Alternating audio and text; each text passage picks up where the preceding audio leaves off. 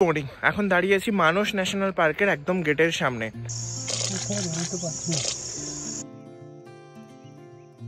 আর আজকের দিনের জার্নির ফার্স্ট স্টার্টিং হচ্ছে ভুইয়াপাড়া রেঞ্জ দিয়ে করব আমরা। তো মর্নিং সাফারি থাকছে ভুইয়াপাড়া রেঞ্জে। लेकिन उधर से जो घुसा है जंगल के अंदर से ही जाएगा या फिर रास्ते पे आएगा?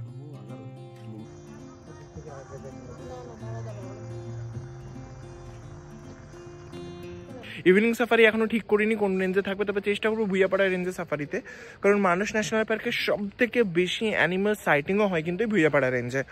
আজকে মর্নিংয়ের এলিফ্যান্ট সাফারিতে টোটাল 6টা রাইনো আমরা সাইট করেছি, একটা বাচ্চা রাইনো ছিল। তো সেই ভিডিও যদি দেখতে হয়, আমার এই ভিডিওর আগের যে ভিডিওটা রয়েছে মর্নিং এলিফ্যান্ট সাফারির, ওই ভিডিওটা কাইন্ডলি একবার চেক করবেন। আর চলুন ভেতরে ঢোকা যাক, দেখা যাক আজকে আমাদের ভাগ্যে কি রয়েছে, কারণ ডেফিনেটলি প্রচুর পরিমাণে ম্যামলস রয়েছে এখানে, বাট আমরা কি কি দেখতে পাবো আমি সেটা এই ভিডিওর মাধ্যমে আপনাদের সামনে তুলে ধরবো। রেডি?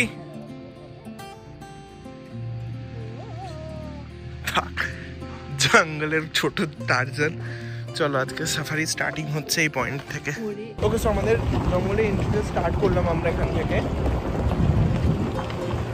এই দিকটা দিয়ে আজকে এলিফ্যান্ট সাফারিতে গিয়েছিলাম, তো এই দিকে বেশিরভাগ রাইনো বা যা আছে এদিকে পেয়েছি আজকে আমরা। যাই গিয়ে তারপর দেখছি। আজকে বুড়াবুড়ি রেঞ্জ পুরো ফাঁকা রয়েছে, কিছু নেই। আর আগের দিন এখানে পুরো একটা এলিফ্যান্টের পুরো ঝুম ছিল আগের দিন এখানে। বাট হ্যাঁ, বিকেলে আসে না বেশি। বাঁশবাড়ি রেঞ্জের এক একটা সাফারি স্টার্টিং হয় 3500 থেকে 3800-র মধ্যে। কতজন রয়েছেন তার উপর ডিপেন্ডস করে।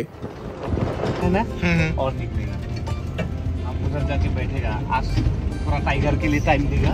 ठीक है, ठीक है। हाँ हाँ, रास्ते पे तो मिल जाएगा, क्योंकि परसों भी मिला उसी जगह पे, आज भी मिला। ये गाड़ी गया ना, हाँ हाँ, ये घुस गया ना, हाँ। अभी और निकलेगा। যে গাড়িটা গেল ওরা টাইগার স্পট করেছে আজকে মর্নিংয়ে এই রুটটাতে। আমরা তাই যাচ্ছি, দেখি যদি ভাগ্য ভালো থাকে আমরাও দেখতে পাবো। বাট দেখা যাক, চান্স তো বেটার রয়েছে আজকে দিনে। চারদিকে পুরো গ্রাসল্যান্ড, তার মধ্যে আমরা এখনো গ্রাসল্যান্ড টাইগার সাইটিংয়ের জন্য সব থেকে বেস্ট লোকেশন মানা হয়। আর মর্নিং থেকে টাইগারটা 2-3বার সাইটিং হয়ে গিয়েছিল, সো খুব আশাবাদী ছিলাম যে আমরাও দেখতে পাবো। এখানে দাঁড়িয়ে আছি এখন, আর এই যে রুটটা রয়েছে সামনের দিকে, এই রুটেই কিছুক্ষণ আগে অব্দি তো দেখা গেছে। তারপর দেখা যাক দাঁড়িয়ে থেকে যদি কিছুটা দেখা যায়।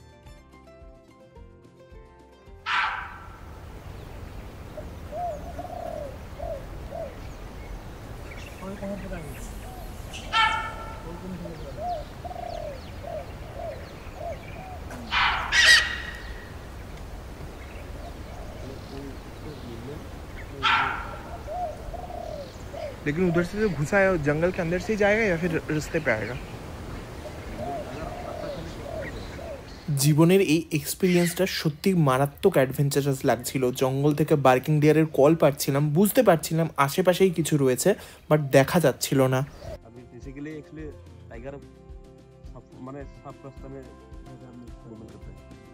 এই জায়গাটা দেখুন, একটা ময়ূর দাঁড়িয়ে আছে, উড়ে গেল। ওই যে উড়ে গিয়ে দূরে বসছে। অনেকক্ষণ দাঁড়িয়েছিলাম ওই জায়গাটায় নদীর কাছে, যদি জলটা খেতে আসে, বাট আর একবার একটু ব্যাক সাইডে গিয়ে দেখছি যদি দেখতে পাই। অনেকক্ষণ অপেক্ষা করার পরও কিন্তু আমরা মর্নিং সাফারিতে টাইগার স্পট করতে পারিনি। ফেরার সময় তবে কিন্তু এলিফ্যান্ট সাইটিং হয়েছিল।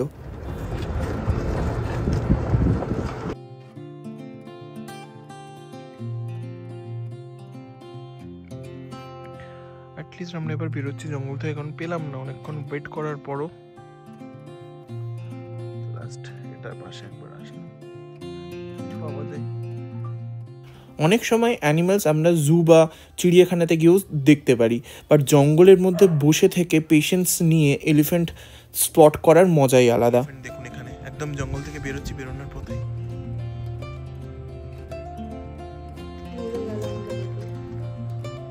অঙ্কুশ আরো আছে। এটাই বলছিলাম যে এবারে জঙ্গলে একটা বাচ্চা আছে পঙ্কজদার সাথে।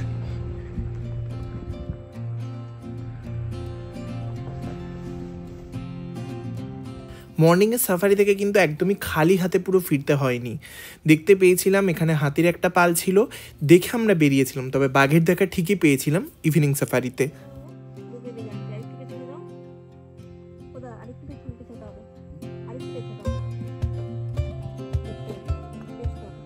আচ্ছা, অনেকগুলোই আছে পঙ্কজ, একটু দাঁড়িয়ে যায় এখানে। ব্যাস ব্যাস ব্যাস ব্যাস।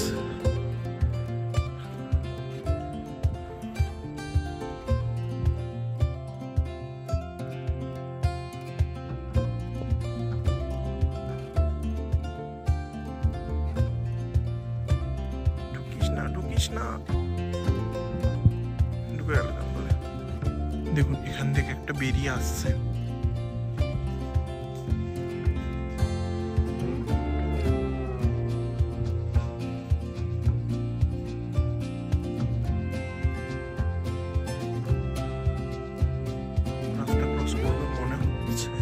তাহলে ব্যাক করে চলে এসেছি আমরা। এটা ছিল আজকে আমাদের ভুইয়াপাড়া রেঞ্জের মর্নিং সাফারি। খুব ইন্টারেস্টিং ছিল, বাঘ পেলাম না দেখতে, অনেকক্ষণ ওয়েট করেছিলাম, বাট হ্যাঁ লাস্টে 2-3টে এলিফ্যান্ট দেখতে পেয়ে গেলাম। তো যেটা লাকে থাকে জঙ্গলে সেটাই হবে। দুপুরে আবার একবার সাফারিতে যাবো। আর কাল ইচ্ছা আছে ভেতর যে নদীটা রয়েছে নদীটার মধ্যে রাফটিং করার। দেখা যাক কীরকম কী কস্টিং আসে, আমি সব কিছু শেয়ার করবো। আর এখনের যে ভুইয়াপাড়া রেঞ্জে গেলাম এটার কস্টিং পড়লো 3,430 টাকা মতো। 6 জন অবধি আপনারা যেতে পারেন একটা গাড়িতে। পার 3,330 টাকা হচ্ছে যদি একজন যান, যদি দুজন যান 100 টাকা করে বাড়বে, এবং 3 জন গেলে আরও 100 টাকা বাড়বে। এইভাবে 6 জন অবধি যাওয়া যেতে পারে। তো এটা হচ্ছে ভুইয়াপাড়া রেঞ্জের সাফারি কস্টিং, ঠিক আছে। আর মর্নিং সাফারি হয় 7টা থেকে 6টা থেকে স্টার্ট হয়, 6টা থেকে 10টা অবধি, 6টা থেকে 9টা অবধি ওরা এন্ট্রি দেয়, 3 ঘন্টার মতো সাফারি থাকে। আর দুপুরের সাফারি হয় 2টো থেকে এন্ট্রি দেবে ওরা 2 ঘন্টা 3 ঘন্টা অবধি। তারপর হচ্ছে 5টা থেকে 5:30টার মধ্যে আপনাদেরকে ব্যাক করতে হয়।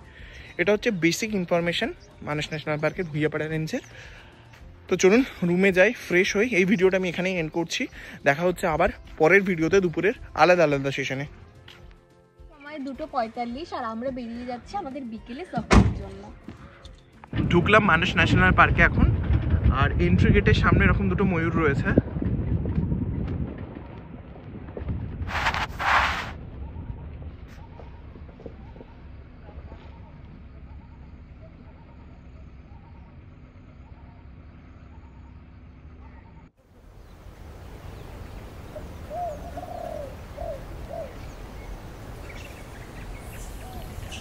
আরেকটা ময়ূর পেলাম এখানে ঢুকতে গিয়ে।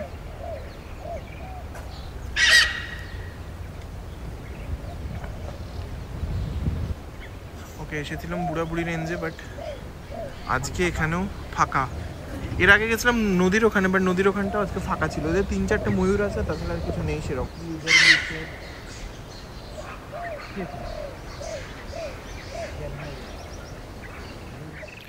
মনে দুঃখ নিয়ে বসেই ছিলাম, তৎক্ষণাৎই খবর পেলাম আজকে নাকি টাইগারটা আবার একটু আগেই সাইটিং হয়েছে সেম লোকেশনে। ফটাফট এখান থেকে বেরোলাম আবার ওই দিকে। যাচ্ছ ওই দিক দিয়ে গিয়ে গ্রাসল্যান্ড হয়ে আসা হবে, আছে রাস্তা, গেছি এর আগে।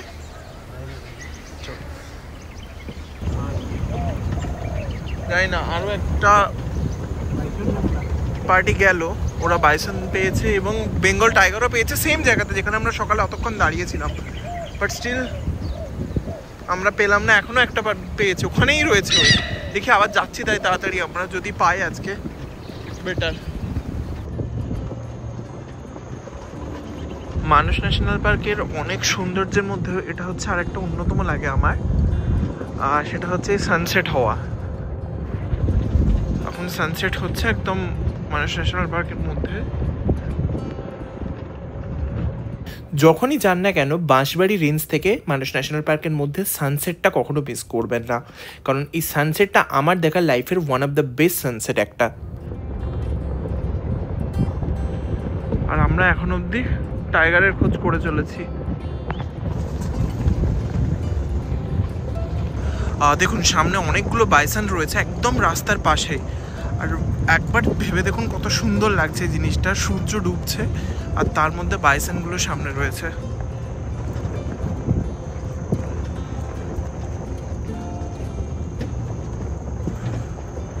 আর একটু কাছে যাব আমরা।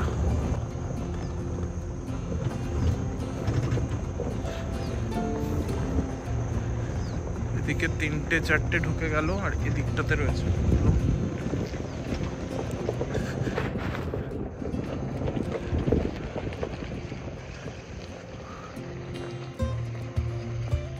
আচ্ছা, সামনেটাও রয়েছে কিছু বেশ।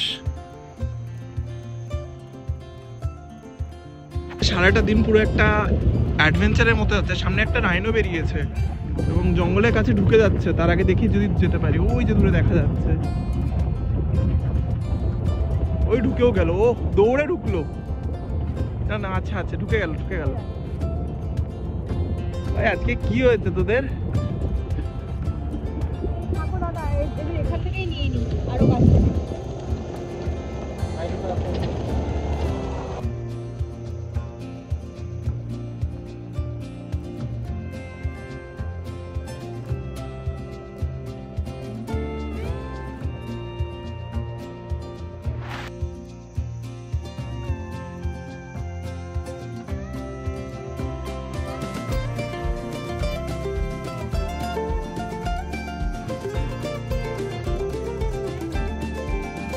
পঙ্কজ দা কনফিডেন্টের সাথে বলতে পারি কিল হবে। ওরা কি আমাদের জন্য এরকম অ্যালার্ট হয়ে গেছে নাকি?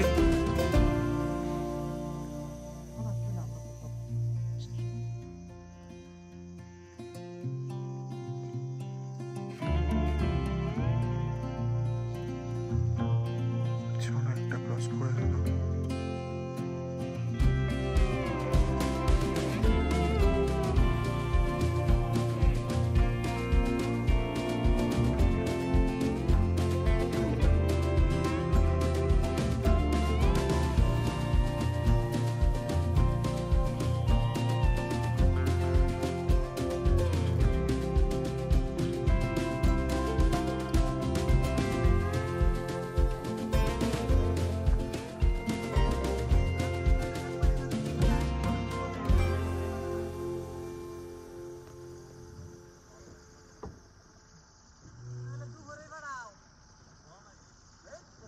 এখন যে লোকেশনটাতে রয়েছি, এই লোকেশনটাতেই বারবার টাইগারটাকে দেখা যাচ্ছে সকাল থেকে। 2-4 বার দেখা গেছে যে এই রাস্তাতে হাঁটতে হাঁটতে ঝোপে ঢুকে যাচ্ছে বা কিছু হয়েছে। মর্নিংয়েও দেখা গেছে, মর্নিংয়েও ওয়েট করেছি এখানে বেশ কিছুক্ষণ, এখনও ওয়েট করছি কিছুক্ষণ, বাট মুভমেন্ট পাচ্ছি না।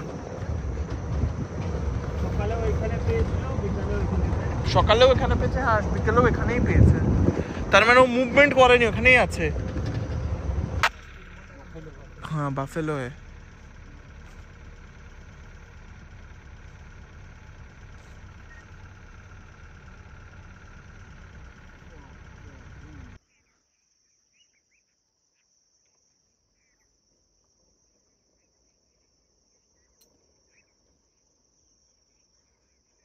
মানস ন্যাশনাল পার্কে সন্ধ্যা নেমে গেছে আর আমরা ফিরছিলাম। ফেরার পথে এটা একটা সাইটিং হলো আবার।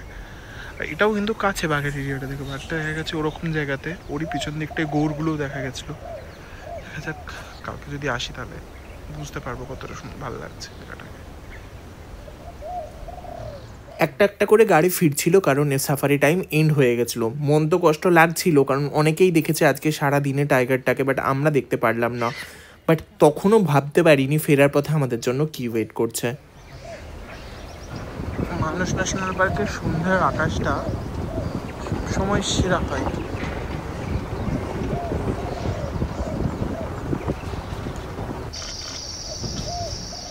নিজের লাইফে দেখা best experience royal Bengal tiger Manas national পার্কে।